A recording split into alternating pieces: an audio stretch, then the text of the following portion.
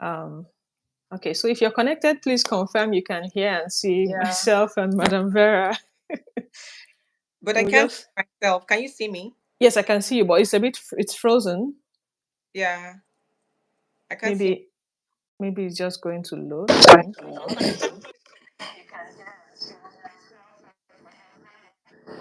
You're echoing.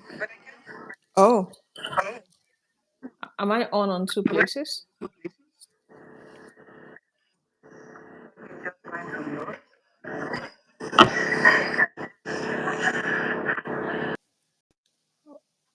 Okay.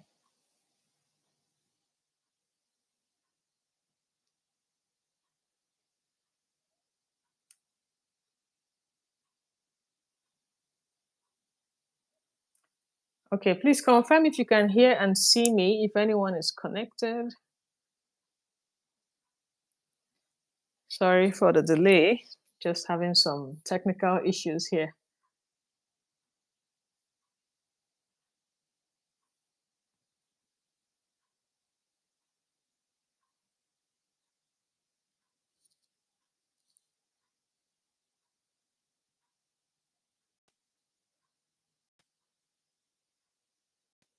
Okay. Okay. Yeah, I can see you. Yes. And I can hear you. Can Yes. anyone else hear us? Yeah, so I'm just waiting if someone can confirm. Let me also put a chat. Okay. Yeah.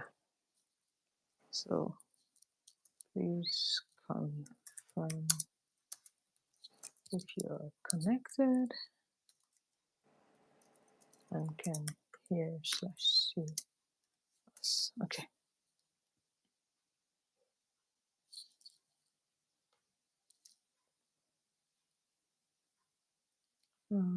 Put it on camera. Okay. Assigned to two people. Let me see if they can join first. Okay.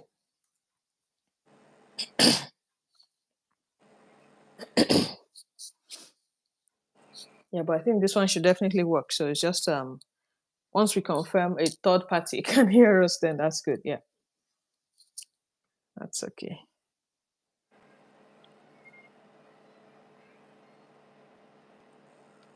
Yay, Sister Evelyn is here. Good. Yay! So, That's exciting. Thank you. Evelyn, so you can help us send the link, please, in all those groups that you know where we belong together. Thank you very much. Oh my, Thank you. this has been so challenging, but In fact. Okay. Thank you. Thank you very much, Evelyn. Oh dear.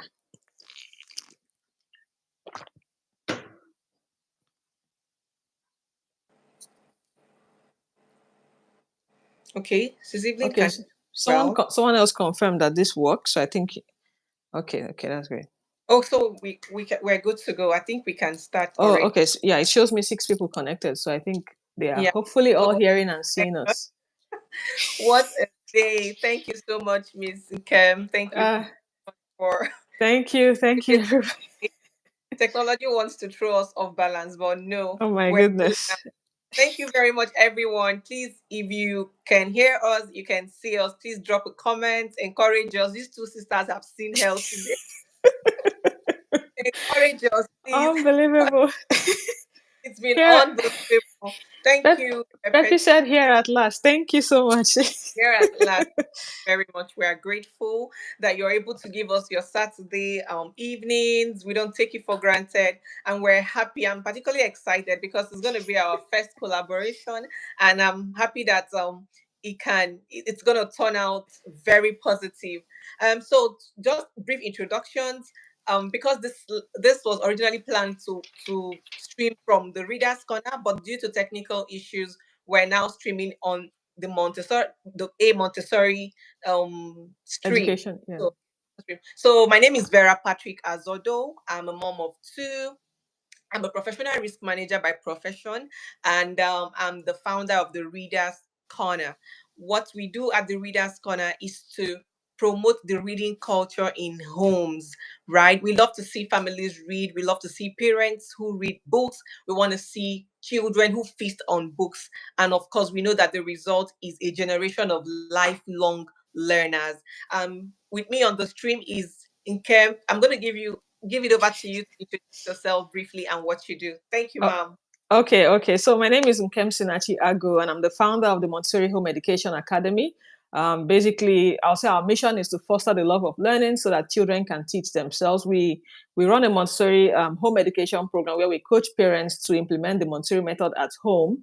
Currently the focus is on children aged 0 to 6 year old. So generally that's what we do. We also write books. So you can imagine the collaboration with the Readerz Hub and the book Yeah, and everything. Yeah. So yeah, it's a good um, one. Thank you, you're ma'am. welcome. Thank you, and apologies for the making you cross 7 oceans and seven. Oh, yeah.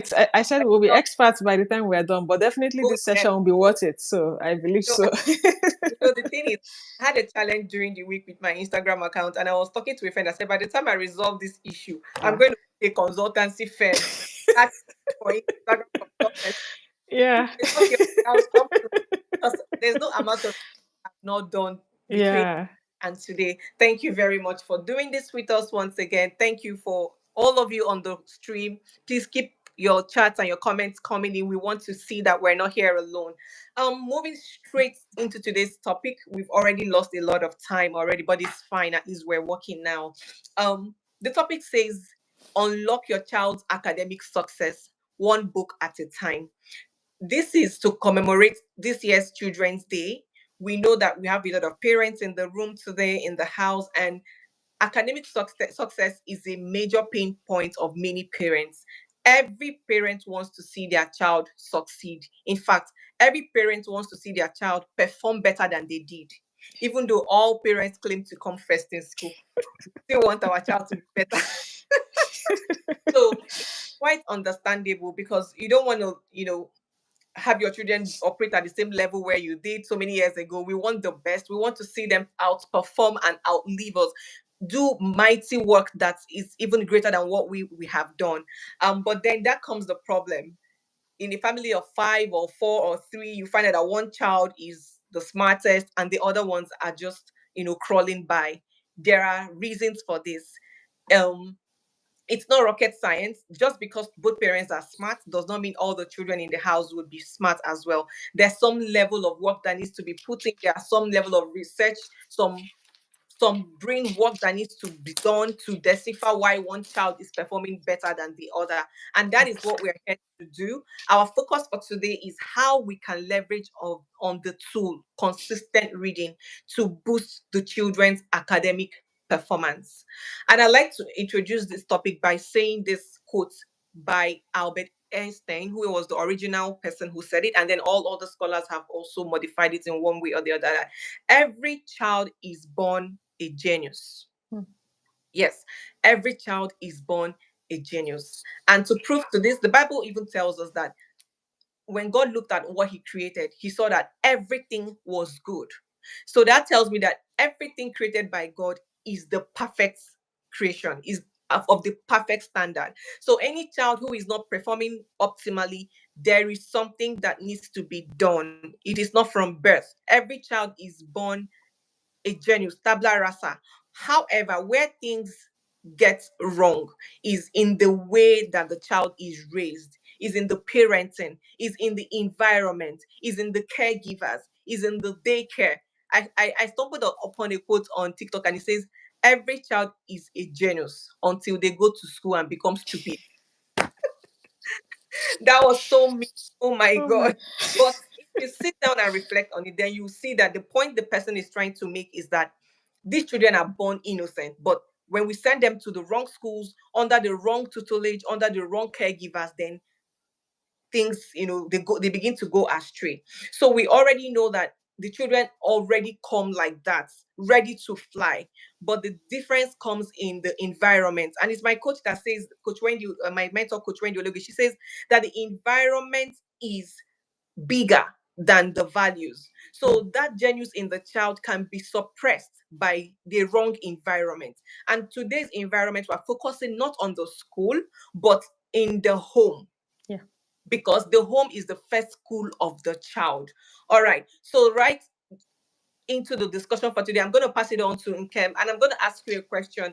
How can you make the connection for us between reading and academic performance? What is that cord that joins these two concepts together? Thank you, ma'am. Okay. Yeah. So yes, I definitely eager to dive right into that. But there was something that just crossed my mind as you were talking about the genius, because funny enough, just a few days ago, I had written down every child is a genius. So it's not a coincidence, you're saying the same Okay. thing. And also, I was having an encounter with somebody, and the person said, "Oh, oh, my child is so good at it, but I know every parent thinks their child is a genius, right? So it might just be me that is seeing my child that way." I said, no, every child is actually a genius. But the thing is, what I wrote down is that most times we limit that genius, let's say geniusness or Just genius characteristic, we limit it to math and literacy. So that's why even now that you've said it, every child is born a genius, someone is like, yeah, you haven't met my child yet. Because they are still seeing it as the child is not a math guru or a literacy, reading and writing guru. And that is what we know as genius a lot of times. So I just wanted to start by clarifying that, if you're still thinking of your child being a genius being just for math and English or math and whatever language you're learning, you need to come down from that point first before we even go ahead. Because that's why they would say the child is a genius and then they go to school, then they are no longer a genius because school has that structure that is just fitted into a box. They have a set of subjects, and if the child doesn't fit into those subjects, that is the end of their ingenuity. mhm. So I just wanted to point that out. Now, okay, the link between reading and academic performance, academic success, it's in fact, the link is so much. I feel it's almost the same thing.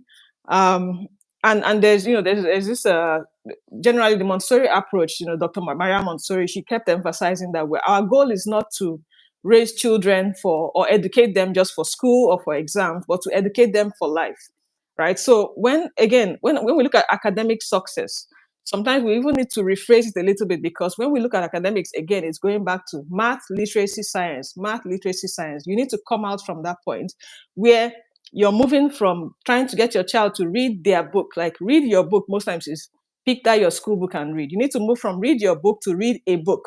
Because sometimes it even starts from just reading labels, reading something on the road, reading a signpost.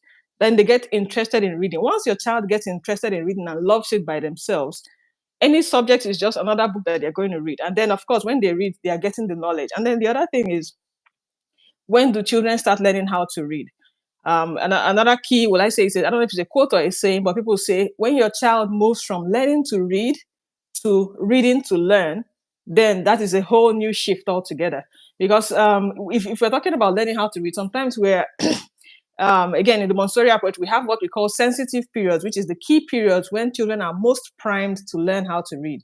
And if you miss that period, it becomes more difficult. It's not impossible, but it becomes more difficult.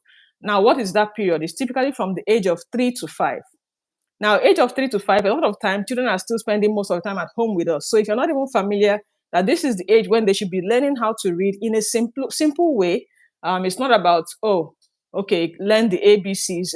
With a lot of knowledge nowadays, we are quite familiar with the fact that learning the ABCs does not help you learn how to read, because if you see Yeah. apple, it doesn't say apple, right? So you need to learn the letter sounds and not the letter names. So Yeah. being able to expose your child to the skill of learning how to read from that 3 to 5, and even learning how to write. Now, learning how to write is not just about using pen and paper or using pencil. It's about being able to even sometimes put letters together or just making some scribbling, drawing and painting, a lot of little activities here and there that helps to build that skill. And a lot of times from the actual act of writing or playing with letters, then they become interested in reading. And when they learn to read, then honestly, it now means they're no longer trying to do getting that literacy part. They are now focusing more on on reading to actually learn particular topics. So I know one of the things that we found very helpful was that when our older daughter started reading, she was now able to say, okay, if she says she wants to learn a particular thing, oh, how is ice cream made? You give her a book about ice cream, right? Sorry, can we confirm we're still here? I think we please just confirm you can still hear and see me. I think Madam Vera is off for a minute, but she should be back soon.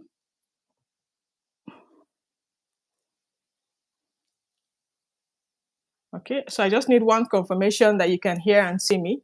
I see we are still connected. Okay, I can hear. Okay. So just the video, I think the video went off.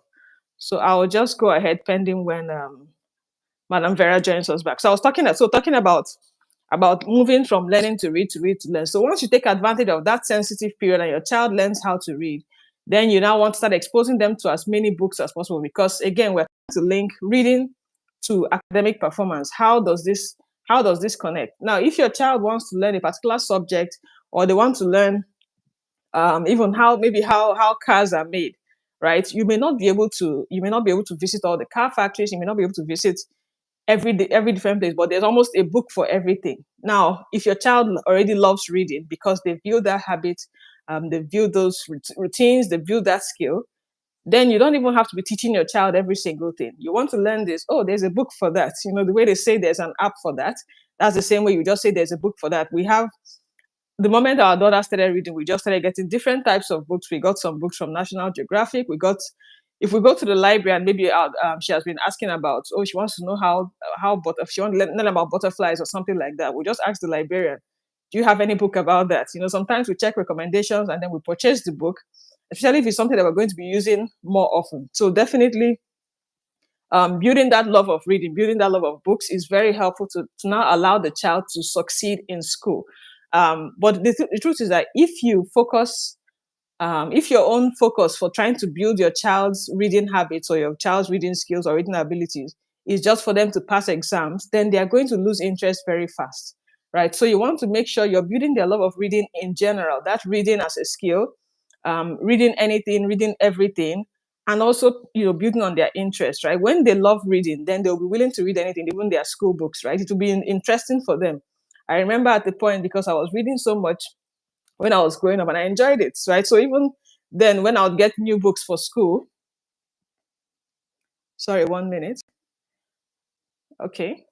Okay. So you I'm can hear back. me now. Yeah.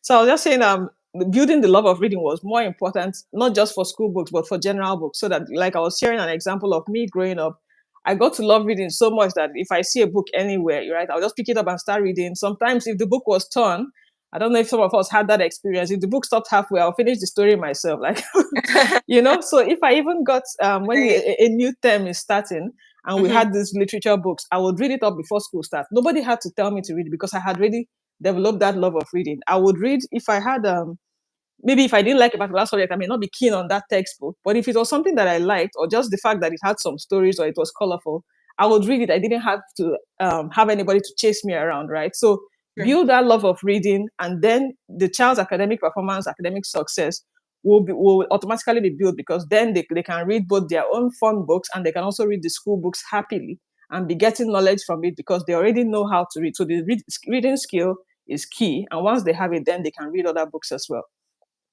Awesome. Thank you very much. That's such a perfect connection. So the goal should be to move our children from learning to read to reading to learn.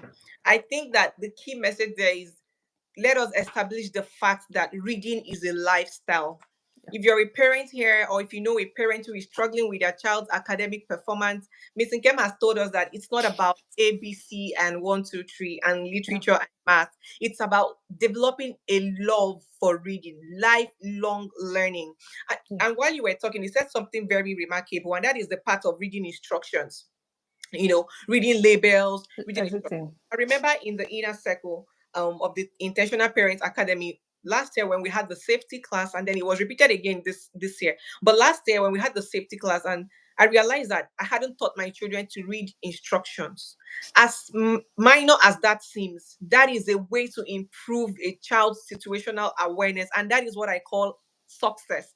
Yeah. Call it academic success, call it intellectual success, whatever Yeah. success you want to call it. A child needs to be alive and be alive, not Yeah. to be alive and their mind is in Lagos and the soul is in Canada, or in the other way around. A child needs to be present at all times. So I picked something from that lecture and I began to teach my children that wherever you see anything, instruction, medication, toys, Legos, whatever it is that you see, you must first read the instruction. What am I trying to do? I'm trying Yeah. to inculcate that reading culture by force. You will read anything and everything. As long as it does not contradict our values, you're going to read it. And that's what is actually the academic success that we're looking for. There is nothing else. I Yeah. mean, I tell a little story about myself. So I was one of the brightest kids in school back then, but it didn't take away the fact that I was also ignorant and naive for the most part of my life, right? Because I wasn't taught to read as a lifestyle. I was just taught to read and pass. And because the smartness of the brain, I knew the right time to read. For me, I knew my highest energy peak cycle. So it was just working for me. I read and then I understand and then I pass and then I had a first class and then after all of that, what next? It didn't make me a better speaker after leaving school. It didn't make me more confident. It didn't make me more what's it called now? Articulative when it comes to conversations. It didn't make me. It was the game changer was when I immersed myself into a reading habit such that I don't start any day without opening the pages of a book, no matter how short the time is, right? Many of us were reading to pass. So as parents, this topic was carefully selected because we know that a lot of people want academic success, but we're not here to talk about academic success in the sense of we're here to talk about lifelong learning, raising children who are curious, children who are hungry, children who want to know more, children who are inquisitive to learn. Yes, thank you, ma'am. So we move on to the second part. The second part we will talk about today is building a strong reading habit at home. Before I give it over to you to talk about, I wrote down some things and I said that the home is the first school or the first learning place of a child. That even before the child is enrolled in a school, learning has long taken place. So that takes me back to my initial introduction, which says that the environment is bigger than nature. In fact, it was my mentor coach Reddy. She would say that a child's intellect is made up of two parts, or a child's intelligence, or whatever you want to call it, the nature and the nurture. Nature is the genius that the child was born in, the God-given talent. Nurture is the parenting. Nurture is the environment that you expose that child to. So while nature points the gun, why nature points the gun, nurture pulls the trigger. So in the sense that nurture actually has the final say. So a child who is born a genius can end up an idiot, in quotes, with the wrong in the wrong environment. So I want you to talk to us about what can we as parents begin to do in our houses, in our homes, knowing that the house is the first school. Whether the child dresses up on Monday to go to school or not, as long as she sleeps and wakes up in your house, she is learning.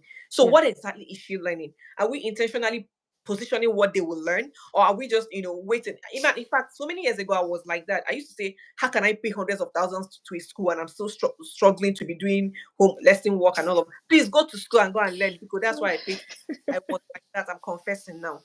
Until I hit knowledge and I gave myself brain to know that I am the first teacher of my children. I am nobody else can teach my children more than I can teach. So what are the practical ways? How can we achieve this thing? Make our house proof and filled with opportunities to learn and grow. Hi, we have a third guest. Co-host has just appeared. How are you? Hi, say hi. Hi, how are you? You're pretty.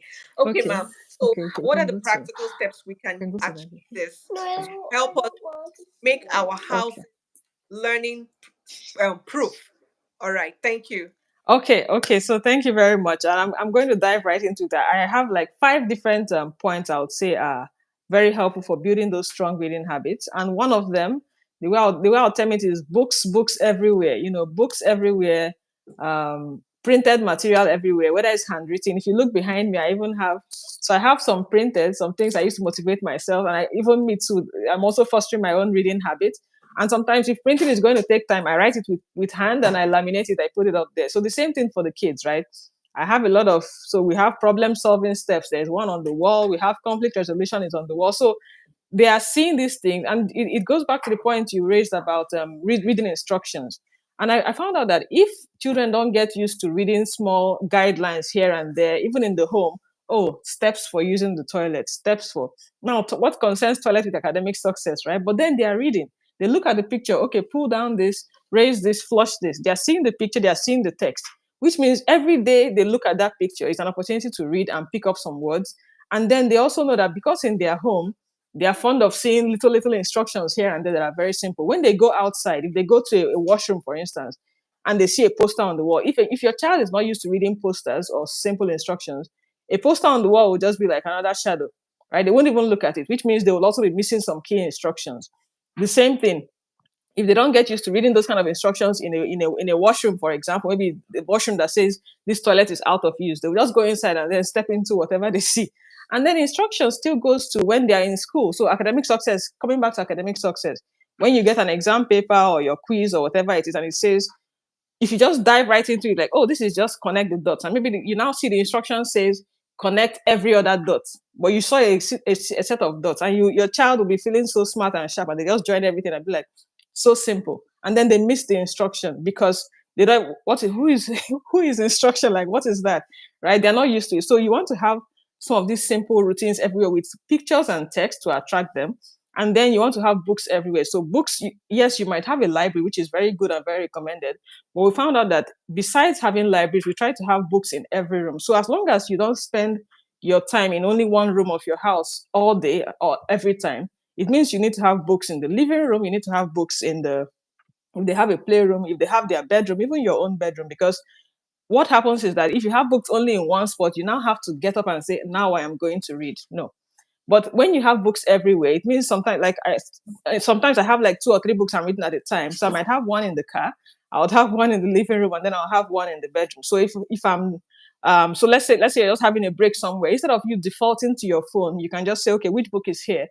Am I in the mood for this? You choose, you make your choice from one or two. This is even for you as an adult, but the same for children. Now, you start off by getting them 1 or 2 books. Before you know it, they have quite a number of books in the house. We also use the library for sure, but sometimes you still need that your own personal collection because not everything is in the library. And for books that they use long term, you also want to have access to it in the house. So it means that, for example, if you walk into where I am right now, there's a small box of books. Our daughter that just joined in, she has picked one from there. If she's in her room, bedtime, we don't need to go to a different room or start going to the library to get books. We just pick there. Okay, what are we reading for bedtime? We have a collection. It could be Bible stories. It could be academic, like in quote, academic things. Oh, how are rocks formed? So in every room, we have that collection of both religious books, academic-ish books, whatever kind of interest it is. In the car, also the same thing. Now, the second point I also have for building that reading habit is based on their interest. Now, a lot of times we might be focusing on, oh, I want you to learn this. Your mates are reading this. Do you know how so and so? You should do your math, you should do your English, you should do your whatever language. But then you forget the interest of the child. Remember, you're trying to build their love of reading, love of learning. So you have to start from their interest. If your child is interested in cooking, get them a cookbook. Let them look at cook magazines. If they are going to the grocery store, those flyers are free reading materials. Oh, pineapple, oh, watermelon. Just be building. Let them read anything. Anything at all is better than nothing. And that their interest is so key, right? If they're interested in cars, oh, look at this book about cars. That's the door, that's the window, blah, blah, blah. From reading about cars, or even if it's toy cars, right? Even sometimes their interest might be cartoons. Of course, we don't recommend screen time, but let's say you already started screen time and you're trying to, will I say, switch them from screens to books. One of the best ways is to look for a book about that show. So like we have this one, there's this show I remember seeing growing up, Dora the Explorer, as a cartoon. And then I found out that it has a book as well. Our daughter hasn't even seen the cartoon, at least to the best of my knowledge. But we have the book, we have the series. So you're now reading the cartoons instead of watching the cartoons. So if your child already has some of those interests and you're trying to win them off of the screen, check for the equivalent book. Like I even saw a book of princess stories, if that is what you if that is what you're into, right? If there are sometimes where if you like whatever it is, start with their interest and then you can now move to. So I classify the interests in terms of what they want to learn. Whatever they want to learn, they'll be more interested in reading it than something that is just random, right? So start with what they want to learn, then move to what you want to teach them. So if, for example, you have some specific values you want to imbibe in them, like you're talking about kindness, then you get a book on kindness. But they have to start with that book that they love before you now move to the one that you want to imbibe something in them, right? If you want to move from, and then lastly, the books that would help to foster their interest, like, oh, this is a complex subject. Maybe you have things about the planets, for example, but then a book that shows the planets in a very fancy way, attractive way, will now make them get interested in reading again and just learning that, oh, they can actually find out things in books. So before you start saying, oh, which educative show is there? I know we're on YouTube, yes, but before you start saying which educative show can teach my child this and that, ask yourself which book can actually address this topic. So that as much as possible, they're exposed to books over and over again. Now, the third part in terms of building reading habits is routines. If you don't have a routine for it, it's almost like saying if you don't have something on your calendar, on your schedule, it's not going to get done. There is distraction everywhere. There's like everybody is just, drawing our attention here and there. So if you don't schedule it, it's not happening. So the same thing for reading. Once you have, in fact, any habit you want to build with yourself, with your kids, you need to have a routine that you tie it into. When I'm teaching the parents in the Montessori Home Education program, I normally tell them, okay, this particular activity, now you've taught the skill, you're building the habit. What can you tie it to? Are you going to tie it to bedtime? Are you going to tie it to mealtime? Something that you know that is guaranteed to happen. You must eat, you must sleep. So will you do it anytime you want to sleep? Will you do it anytime you wake up? So reading is something that, for example, we typically do before nap times or before bedtime. And once you have even just those small windows of opportunity that is consistent, you already have 5 days, 7 days a week that you're doing this. You read a lot. You don't have to read the whole book, especially for kids, just one page. Sometimes you just point at the pictures, you're talking to them, right? So having routines and time, typical times when you can fit it in is very helpful. The fourth point I would say is waiting times and travel times. I remember, I think it was when I was doing my hair the other time. I read an entire book, Connect to Correct. That was by Coach Wendy. I've finished, or at least three-quarter of it. I read it while my hair was being done, right? And again, children are watching you. When they're doing their own hair now, they are defaulting to reading a book. Maybe they'll have, oh, I want to make my hair. I'm going to pack like 3 books that I'll read while the hair is going on, maybe like for the kids, right? So it mustn't even always be a show. I know there's been some debate on, oh, how do you get them to sit still? Sometimes if you need them to sit still for too long, then maybe the hair is too complicated for their age group. Right? So any time you're going to maybe the clinic, the doctor's office, and you're going to wait, especially if it's not an emergency, have a book. So that's why I said books everywhere. If you have a book in your bag always, or in your car always, or even in the kids' backpack, we have, again, in the car, in front of their car seat, they have like 2 different stashes. You pick one that you want to read. So even in the car, when people might say, oh, they need to be entertained again with a device, they have 2, 3 books to pick from, and they are loving it. They don't even know what it means to have tablets in the car. Like, it's not even an option anymore because everybody is just used to having those books. So make sure that the travel times, if you're using the bus, if you're using the train, make sure you have a book, because if it's a missed opportunity and if you use it for scrolling, you're kind of losing that time, and also you're missing the opportunity to model it to your kids, and also for your kids to build the same habit of reading. And then the fifth point I would say is audiobooks. So for us, we do a lot of story time. We use YouTube, for example, to listen to some stories. When we go to pick them up from school or something like that, we just put it playing on the speaker so we can listen to these stories. And then I remember the time we read the story of Jonah in the Bible, and then picking them back from school, I just put the story of Jonah from Mino Kids. So they're listening to, oh, Jonah, so they're connecting the text with the audio. If your child maybe is an auditory learner, it even gets them interested. Okay, they've heard the story before, now they read it in a book. Or they're a visual learner, they've read the book before, they hear it on something like that. So you're also connecting once you're able to connect multiple senses and engage the child as much as possible, these are all different things that are going to help to build the reading habit. So I think, so those are the 5 main areas. Hopefully, at least you'll see the one you can start with right away, to help build your child's reading habits. Wonderful, wonderful. Thank you so much, ma'am. I don't know why the chat room is Oh, not buzzing. Nobody's okay. chatting. Please, Bolu, can you confirm that we're good? Okay. The chat, we can see the love emojis. Thank you very much. But Nkem deserves more than the love emojis. Oh, Put a comment there. Let's see. But for me, I've taken away a lot, and I try to rephrase all that you've said. All in one word, all that you've said is intentionality. I read a book, and the writer says nothing works that is not worked. Nothing works that is not worked. There's nothing yeah. to when you leave stuff to chance, it doesn't work. Growing up, there's this popular saying, they say what will be.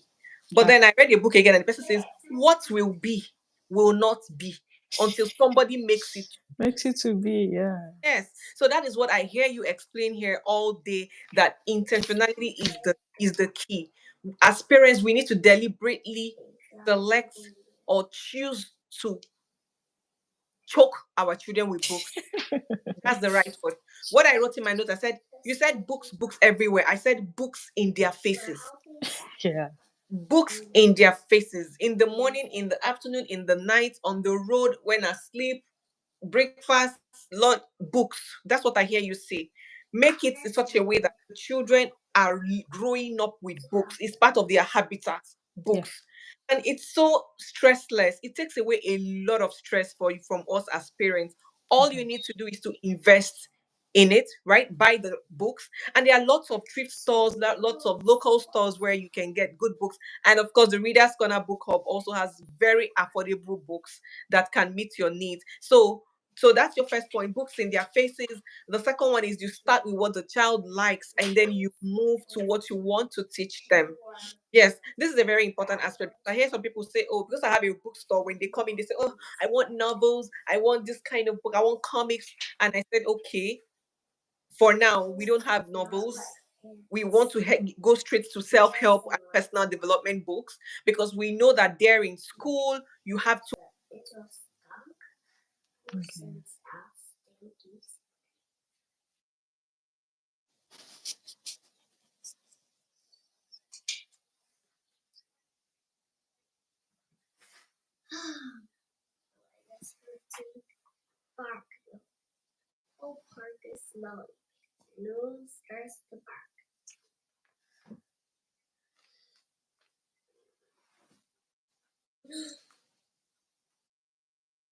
Oh, Can anybody um, hear me?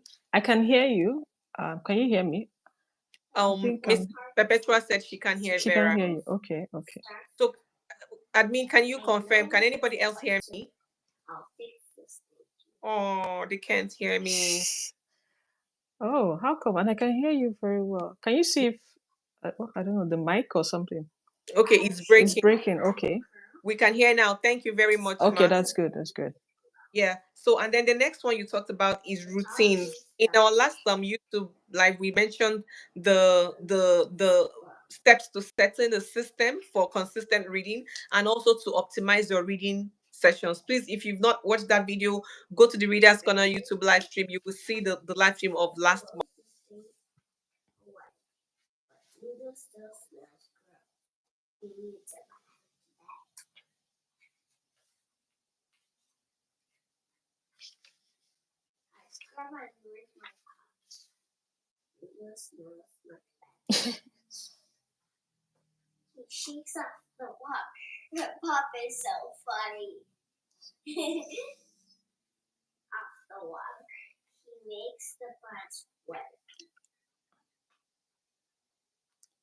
Okay.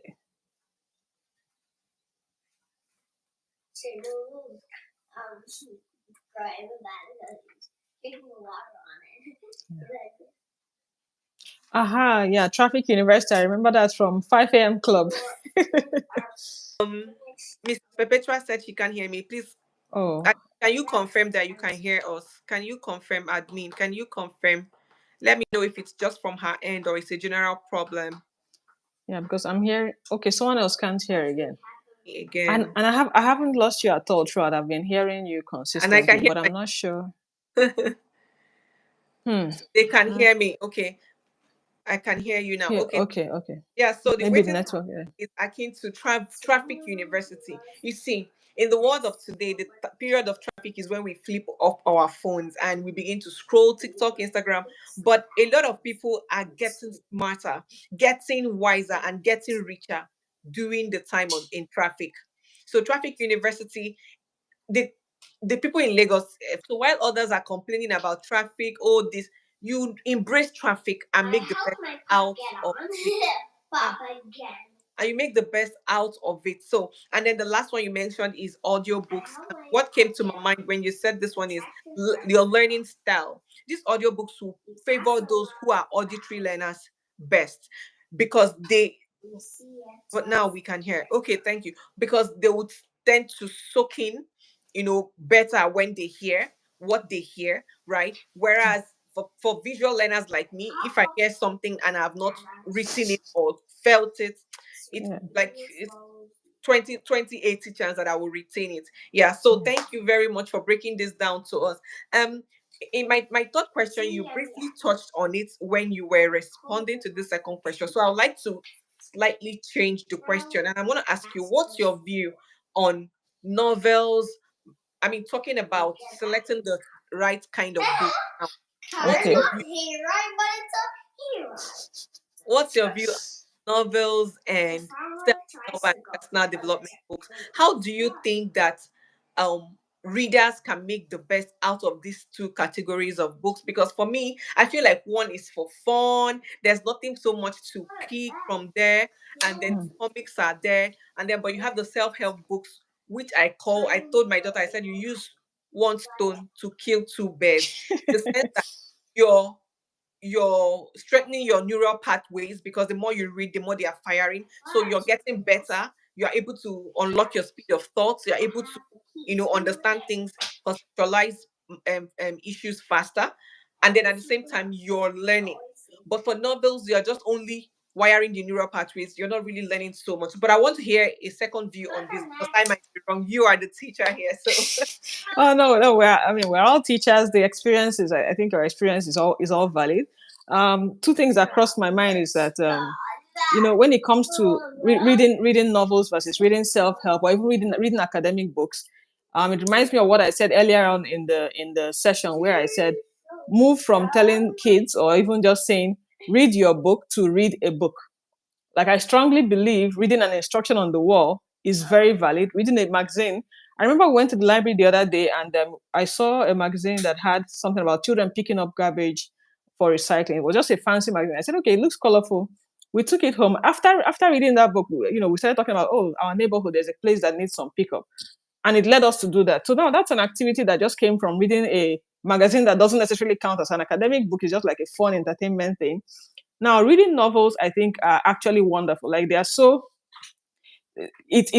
what you pick. It might not look like you're picking something initially, but I think what I noted is that when it comes to reading anything at all, the skills you get from it are very transferable. So when you're reading a novel, you're very very engaged, especially if it's something that you like. You can concentrate. I remember when I started. So this is not an advert for Harry Potter series. I know there are different perspectives, but I read it when I was much younger, and this is a book that is like this, right? But because of how captivating it was and all those things, and then I was reading and reading and reading, the light is getting dim. If the power goes off, you're still using torchlight, you're bending. So you're trying to finish a book that big. So what skill am I building with that? No, so again, like I said, the topic of the book is very, very crucial for you. I will not necessarily recommend it right now.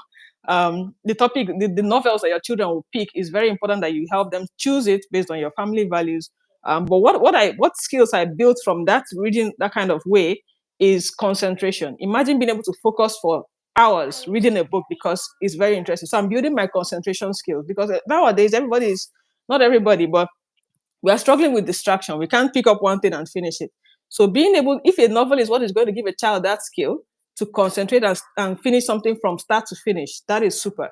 Now, what else am I learning from reading a book, reading a novel? You're learning structure. You're learning how books are divided into chapters. And I saw a quote. I can't remember. I didn't take note of the name, but it basically said, "Good writers are good readers." So when you read even a novel that seems just for most of the time it's not for entertainment, just holding a physical book. Again, I'd highly recommend physical books over digital books. That's a different conversation altogether. But once you're able to hold a physical book, you're turning the pages, you're building your hand-eye coordination, right? When you're turning the pages, it is helping to trigger any learning that happens with movement. You're touching something. It is building your hand-eye coordination, is building their concentration is so key. Concentration is like a currency that is so hard to get nowadays. So novels, because of the captivating stories, help a child to build it so very well, right? And then I think I also noted the other time, right? I said, we don't just read to know things, we read to grow.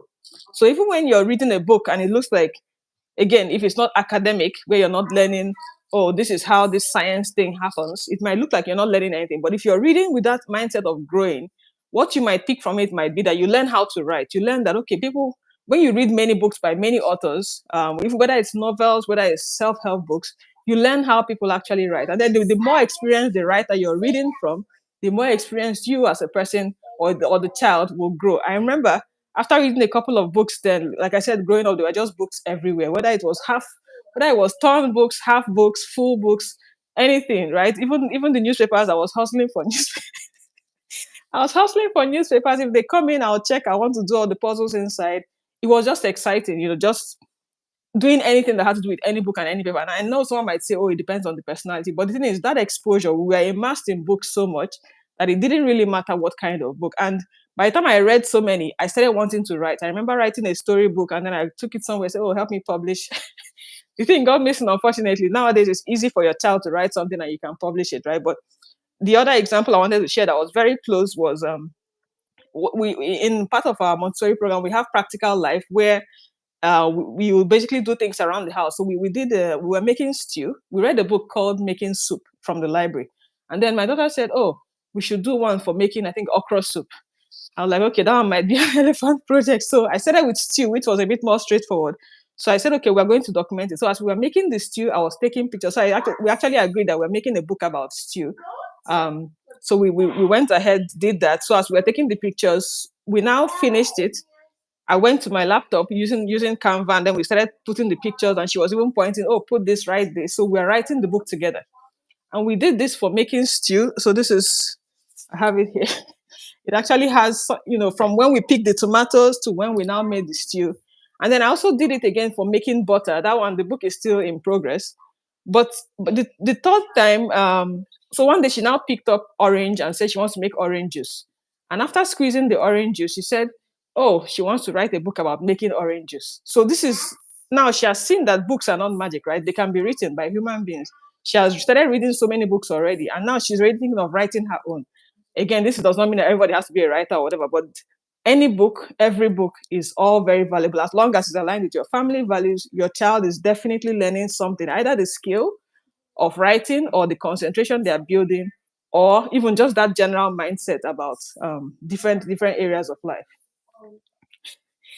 So Awesome, awesome. Thank you yeah. very much. You're doing justice to these conversations, and people are still saying network is breaking. But if you're Oh, here with us, don't let us ask for your chats. Please keep chatting what you're learning, re-echo what you're hearing as you're typing it. It's getting more stuck in your memory. We don't want to spend this long hour and then we go away and forget what we've learned. So please keep the comment section buzzing. That's the only way we feel that we're not here alone. Although we can the people online, but we want to be sure that we're sending the information. Thank you, Mrs. Perpetua, for jumping on this one. thank Um, you. just to add one more thing that came to my mind as we were answering, it's also that the novels actually, or whatever form of reading, also helps you to build vocabulary, Oh, yeah. right? It helps the children to build their vocabulary. It helps them to strengthen their grammar, strengthen their spellings.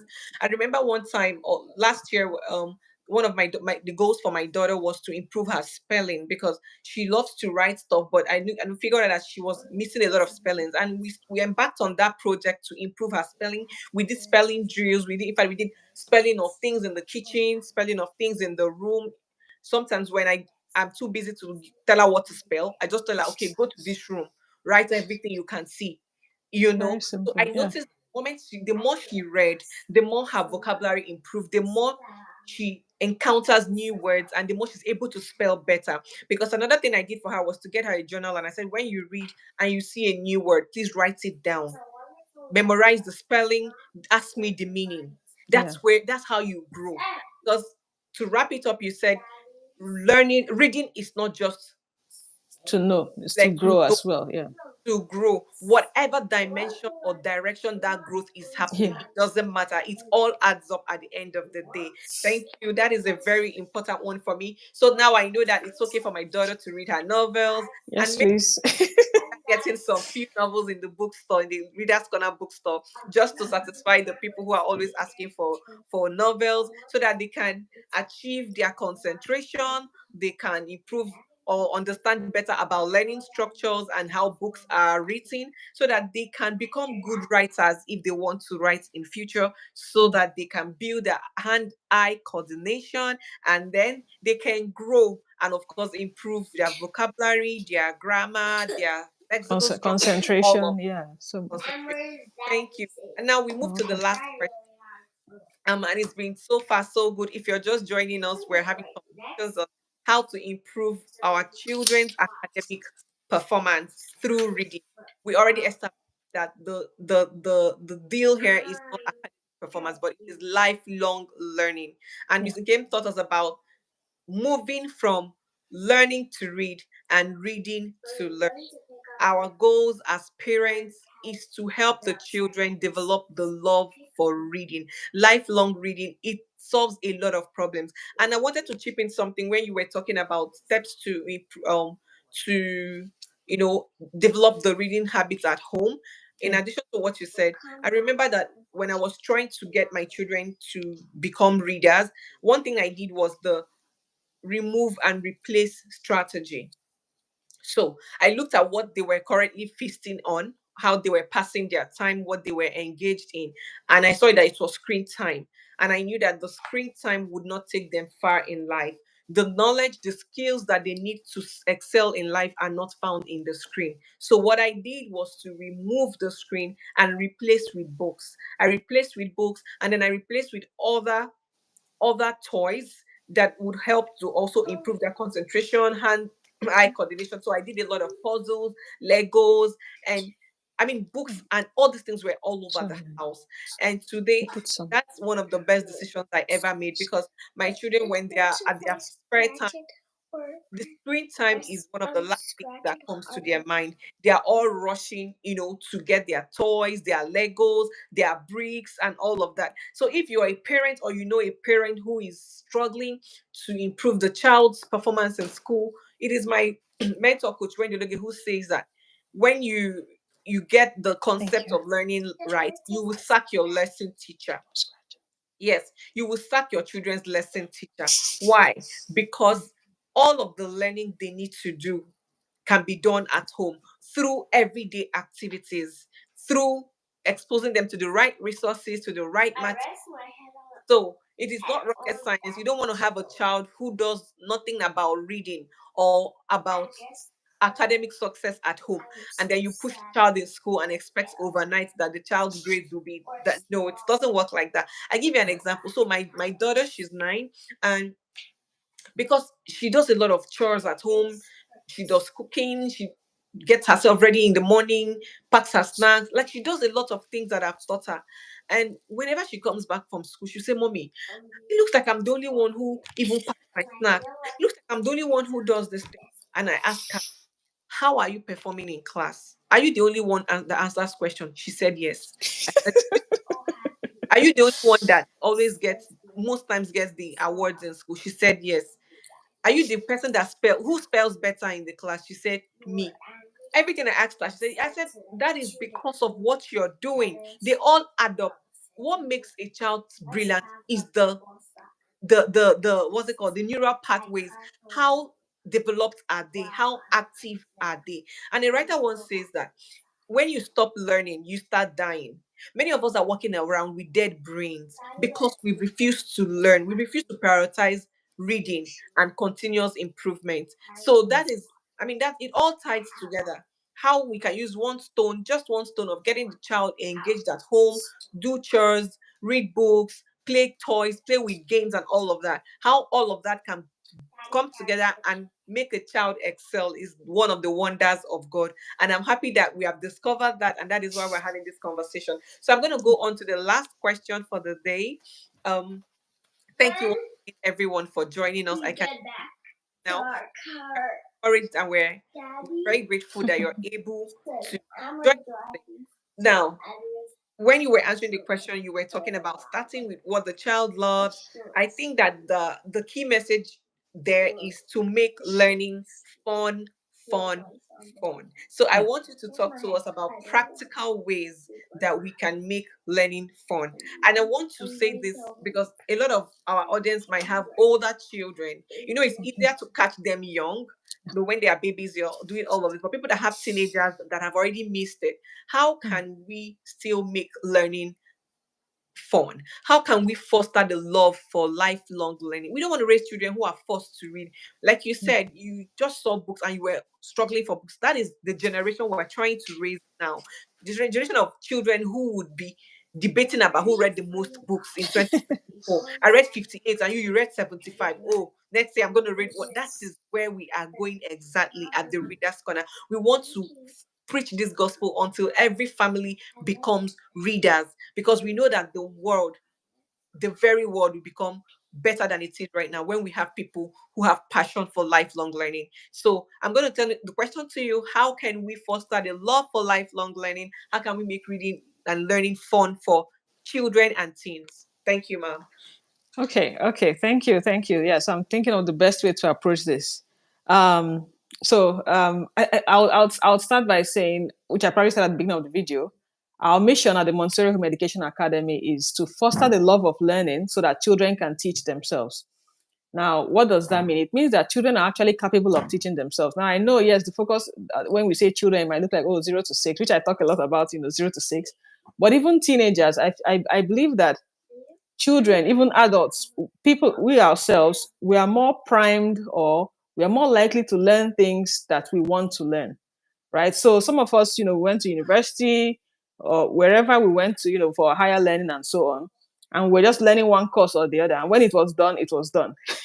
But now when it comes to adult education, courses that you actually pick by yourself, you find out that you're more eager to learn certain things. So I think the other day I just took a French educator training course, and ideally, or I'll say before now, if that was something that someone just assigned to me to complete, it would take a very long time. But because I was so interested, I wanted to learn this French thing and how to teach children French and so on and so forth. I think I took a whole night. I was just going nonstop, right? But if it was something else, like so, because in school I did engineering, and then at some point I did project management. I even, when I was doing project management, I found out that I was kind of more curious about learning different things and picking up that interest than, let's say, when I was doing engineering, because engineering was more like, oh, that degree you're going to do, you want to finish it and come out, right? But when I picked subjects for myself, when I picked to study, study Montessori education training for teachers, I was so interested in it. Well, every book, every chapter, it was still work. It took time, but that interest was just there. So the love of learning, one of the best ways to foster it is by, I would say, okay, sometimes I'm trying to compress some of the Montessori principles that we typically share in our community or in the program. And that is, I would say, correction. Sometimes the way we correct children, or the way we try to teach them by fire, by force, by muzzle, and by directing them only in one path, right? Maybe you've heard that, oh, they're not doing well in this particular subject, and then you now start hammering them. You must read 10 hours of so and so every day. It just makes it worse, actually. And I know it might seem counterintuitive, or it might just seem, oh, what should we do then? They complain that he or she is not doing well in this. What you should do if a child is not doing well in one aspect is not to now push them. Like, you don't teach math by, or a child doesn't, how do I put it? You don't teach math with more math, right? You go back to that thing that they're interested in. And one thing we emphasize a lot in the Montessori program is observing your child. So even a teenager, you can observe your teenager. So for children, for observing your baby, you might look at the baby like, oh, I saw this baby, I started trying to stretch and reach up. It looks like this child is trying to learn how to stand. Then you start clearing the way for them. You start putting them where they can actually try to reach up to something. Maybe you see a 3-year-old or a 4-year-old, they start holding a book and saying, they might actually say, oh, I want to know how to read. Or they're always asking you, read to me, do this. You're picking up on that interest, that this child is getting very interested in reading. That is the time to start helping them with reading. Now, with your teenager, what is that thing that they are showing you? What is that thing that they are telling you, whether with their words or with their actions, that is their interest? You have to start from that. Interest is so key. That's why you have to observe it. And when you start from what they like, you move from what they like to what they need, right? So your teenager maybe doesn't like reading currently. They want to just play football. Okay, fine. You can just find a project about it that will involve them writing or reading about maybe football skills or football players. Again, if they're just writing about, okay, maybe how many clubs that they have, whatever aspect of football they find interesting, right? How can you now get in that well, let's say reading practice or writing practice? So you have to start from what they like and then look for the best way to now connect it to what they need, right? So if a child is So example, even with math and counting, let's say the child is like, oh, they don't want to add, they don't want to subtract, but then they love cooking. Then use that cooking to teach them maths, whatever it is that they like, whatever it is they love, that will be the best way to now get that love of learning, love of reading. And like I was sharing the example of the audio books. So if you have a child, maybe they don't want to read a book, they're not so interested, but they want to listen to stories. You would now start off with stories that they like to listen to, and then you now give them a book version, like, oh, this is the same story. It actually makes it easier for them because now they've heard it before. It's not like they're starting from scratch to read that book, but again, Vera has talked about a lot of neural pathway connections. Once you're able to introduce a particular topic to a child, a person, anybody at all, a human being, once you can introduce a topic in more than one way over different periods of times, it makes it easier, right? So if you want to build that love of learning, then you have to first start from the child's interest, the child's focus, their own sensitive period. If they're interested in arts, right, then you get them a book about learning how to draw or learning how to paint. There will still be words in those books. Before you know it, they are reading about artists. Before you know it, the reading habit is picking up, and then you're moving again to what they now need. In terms of now you defining what they need, you have to make sure it's not just biased based on, oh, you want them to be a scientist. Then you say what they need is so and so, right? So you just have to make sure that whatever you're trying to teach a child, I think ultimately 5 to 15 minutes is enough to teach a child anything, because your goal is not to teach a child everything that they need, but you want to ignite that spark, right? So you want to build a love of reading. First of all, put books all over their faces. Again, you have to definitely manage screens, because if there's screens, it will always be the default preference. Screens are flashy, they are shiny. For you to make sure that that can happen, you have to make sure that there are books everywhere, and then the children can now educate themselves, pick things that they're interested in, pick the magazines about football, and that would now take them from their interest in football to the interest of reading, and generate that love of learning altogether. Amazing. Amazing. That's very fantastic. You keep emphasizing on starting from what they like. So key. Yes, so key. Yeah. So key. I think that's the crack code, because Yeah. recently I watched a video on on Instagram, right? This family, the woman was trying to teach the children to pray, and she was just being so aggressive. Said Badura, she was just making noise, beating the children. I'm like, Oh my goodness. and the children were just looking. And the funniest thing, that the more she raised her voice, the more the children fell asleep during prayer time. So we've proven that forceful teaching or It doesn't forceful, help. yeah, it doesn't deliver any results. So if you're a parent here, or a parent here who is forcing their children, that might be the wrong approach. Why don't you consider starting from what they like? Like she illustrated, a child who loves basketball, you can pick a book on basketball and begin to read about biographies, autobiographies Yeah. of basketball players. What have you done? You are teaching them what they like, but then they're also learning to read, Yeah. right? So there's just, it's beautiful when you have the right information. Then you see that teaching a child to read is actually fun, fun, fun. Before we call it a day today, I would like to mention that our guest today, Miss Nkem, is also an author. She has just Oh, released some books. I'll yeah. let her the next few minutes to talk about her newest books. And we know we're talking about the love for learning. So we need to be able to diversify, go beyond English and math, bring in languages, bring in technology, bring in biographies, different stories, whatever will make this brain sharp. Let us let us feed Yeah. our children with it. So she's done a new book with her colleague on languages, and I'll let you talk about it for a moment. Thank you.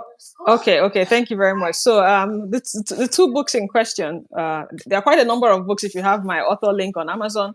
But the first one here we have is Abichidi Igbo, and the second one is Abidi Yoruba. So these are Nigerian languages, and they are bilingual. The good thing about them is that I wrote it using the Montessori approach. I say since I learned about Montessori a few years ago, everything I do is with a touch of Montessori. Now, earlier on in the video, I was talking about how you don't learn reading by just your ABCs. If your child can sing ABC to Z, good. That's good. It's a good song, but it doesn't help them to read, because Yeah. you don't read by saying the alphabets. Okay, right. So when with my daughter, when she started showing interest in reading around 3.5, at the same time I also wanted her to start reading our native language, which was Igbo language. And so I started thinking about, writing a book about it, because I checked there were some books available, but the approach again was different from the Montessori approach. Now, with the Montessori approach, when we teach, we try to focus on one thing at a time. Remember, we've talked about concentration. Okay, I think Perpetua said that my children love it. That's very good. We've been getting very good feedback from those using the books. When we teach, I'll show an example of why books like this are very helpful. So you see a sample page here. So this is from the Igbo book, and this is letter H. So it has the tracing. Now, with Montessori approach, movement is very key. So anything that the child is doing, I know we talk about learning styles, visual, auditory, and also kinesthetic, plus, a blend of all of them. But what happens with the Montessori approach is that we try to always make sure that whenever a child is learning, they are combining more or less those three approaches. So what happens in something like this is the child opens the page. Notice how this whole page is focused on letter H. It's not about, we're not trying to, maximize space. You're not putting A, B, C, D. You're not putting cartoon pictures. Now, especially for younger children, real life pictures are so valuable and so key. Because when you move, creativity starts from reality to imagination and not the other way around. If you start off by showing them unicorns that don't exist, then what are they going to create from a unicorn? You start off by showing them a horse, and then they can now say, oh, what if the horse could fly? It should go the other way around, because if they start from reality, then they can really build their imagination thoroughly. So this book, for example, you have the letter and the child can trace it. While they are tracing it, they are learning how to write the letter. It's making it stick. That movement, just that simple movement with the fingers, tracing it and saying the sound, huh. Now, they're not saying H. Now, again, this is Igbo, but even with English, right? If you're trying to say horse, happy, you're not saying H. Oh, sorry about that.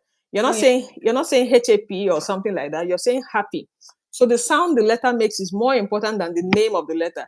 So this book now, for learning the Igbo alphabets, which was the same approach with the Yoruba book as well, we talk about tracing it to learn how to write it, and also the sound that it makes, followed by this. So this is showing someone roasting corn, which is called ho in Igbo, and that is roast. So the English is even so minimal so that it doesn't distract you from the Igbo one, right? Now you have some books where they are bilingual, but because they're not using the Montessori approach. Now, yes, I'm definitely biased about Montessori because it works. Like, it's powerful. It's a 100-year method.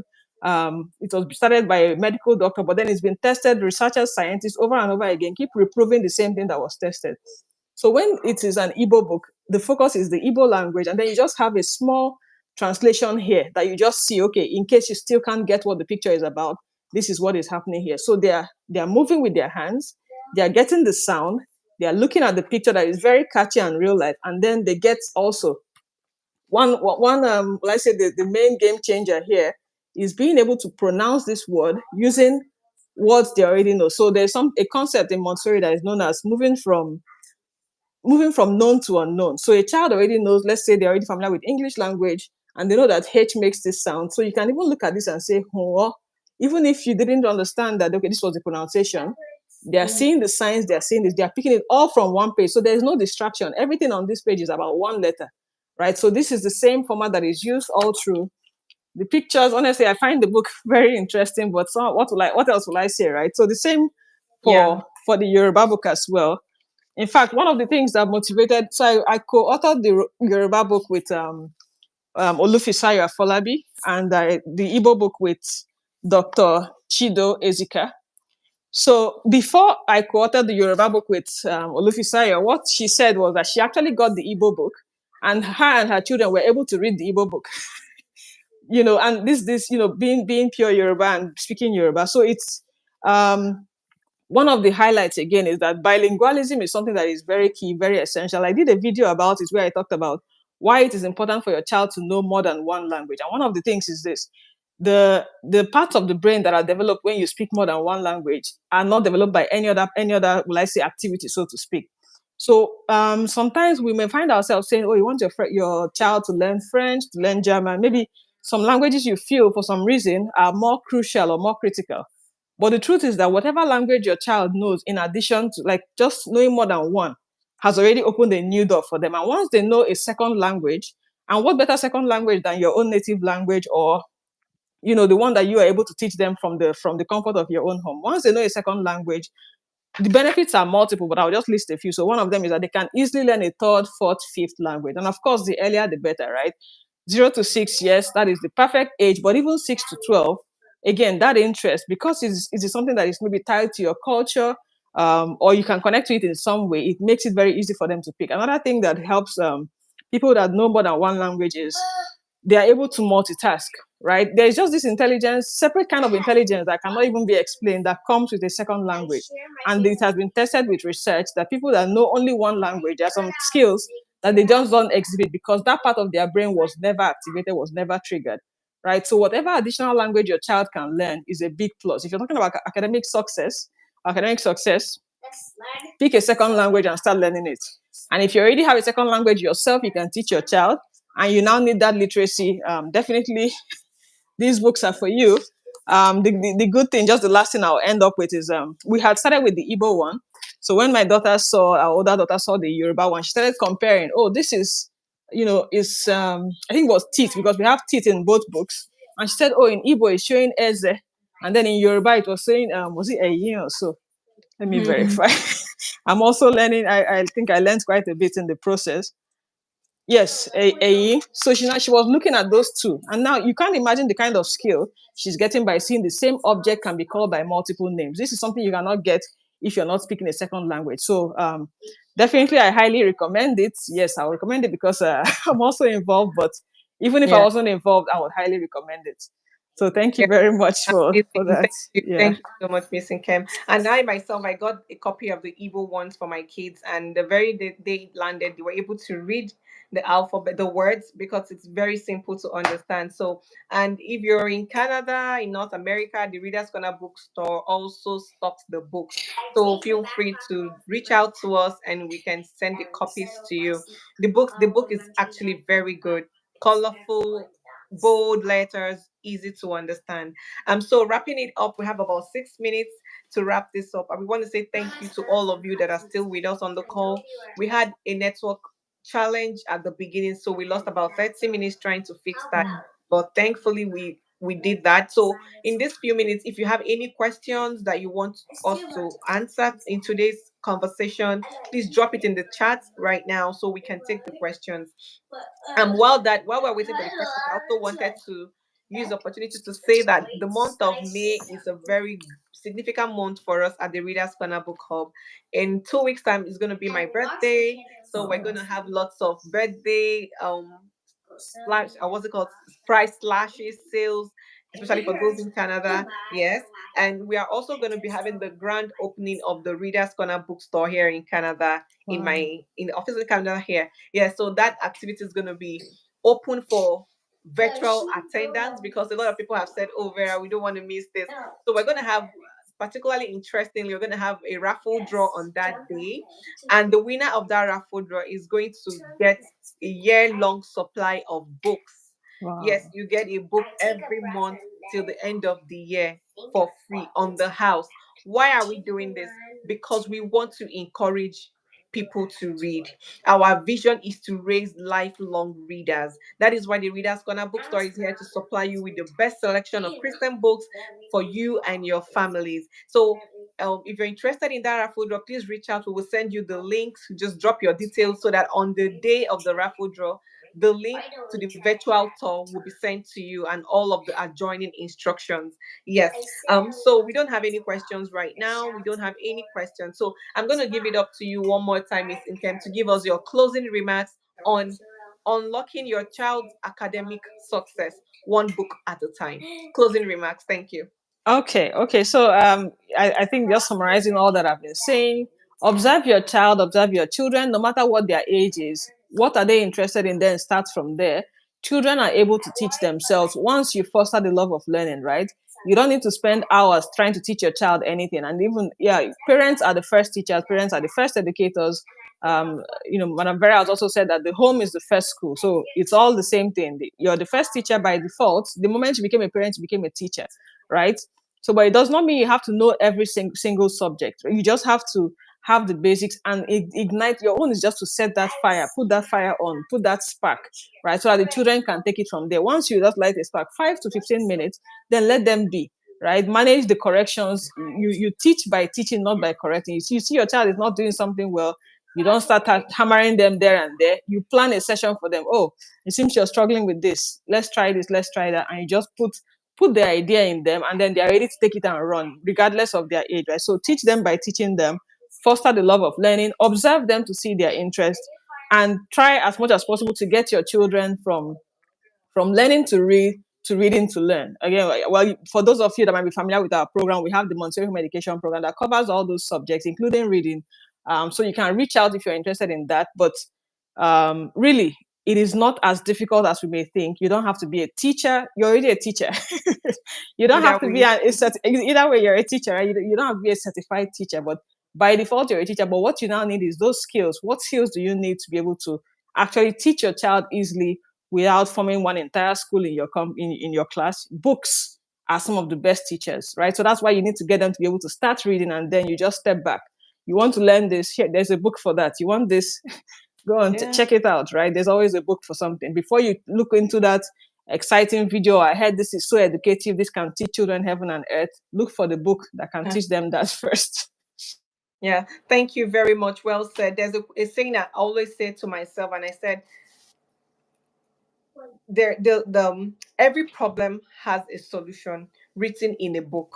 You just haven't read the book.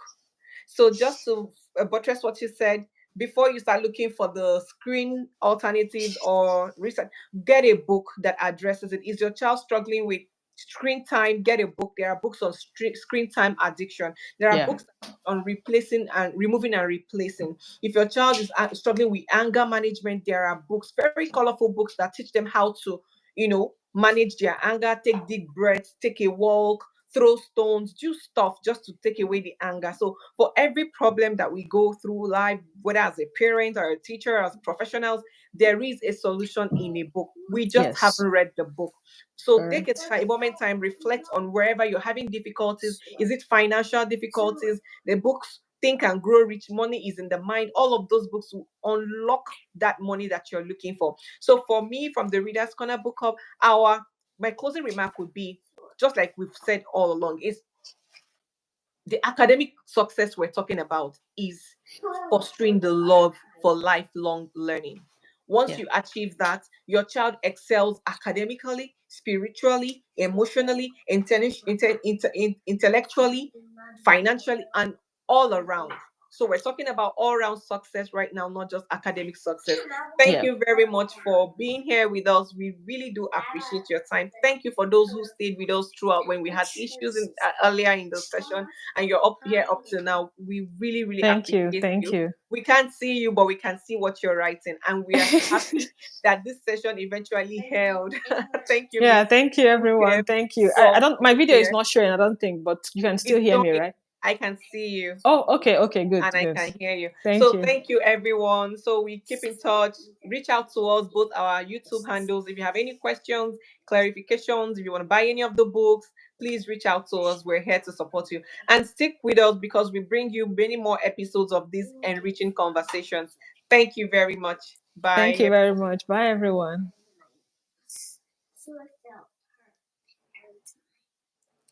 Okay.